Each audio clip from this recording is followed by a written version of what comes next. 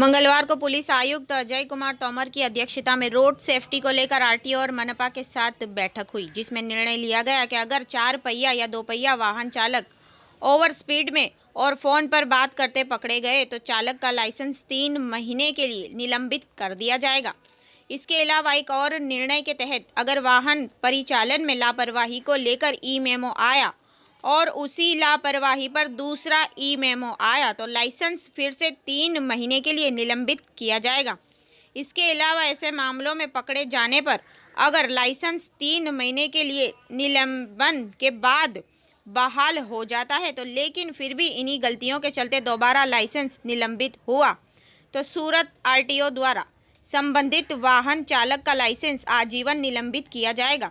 इस मीटिंग में बताया गया कि 2019 में दुर्घटनाओं में कुल 282 लोगों की सूरत शहर में जान गई थी, जबकि साल 2020 में कुल 141 लोगों ने अब तक रोड एक्सीडेंट में अपनी जान गंवाई है।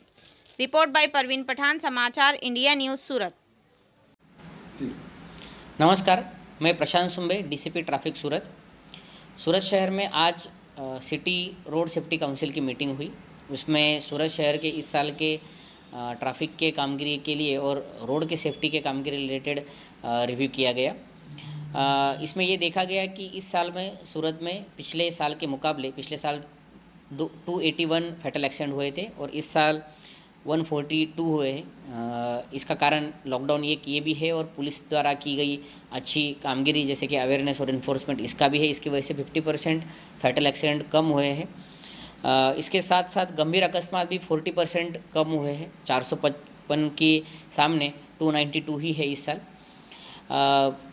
इससे पहले से ही हम जो कामगिरी करते आ रहे हैं, जिसमें लाइसेंस सस्पेंड करने की जो कार्रवाई है वो भी कार्रवाई आगे चलती रहेगी। पिछले 3 महीने में हमारा द्वारा दिए गए प्रपोजल के ऊपर आरटीओ द्वारा 150 जितने लाइसेंस सस्पेंड किए गए हैं और अभी हम ई चलन जो पेंडिंग है, जिन्होंने वारंवार ई चलन जिनके निकले हैं ऑफेंस किया है, ऐसे हैबिचुअल ऑफेंडर का भी लाइसेंस सस्पेंड करने के लिए भेज रहे हैं।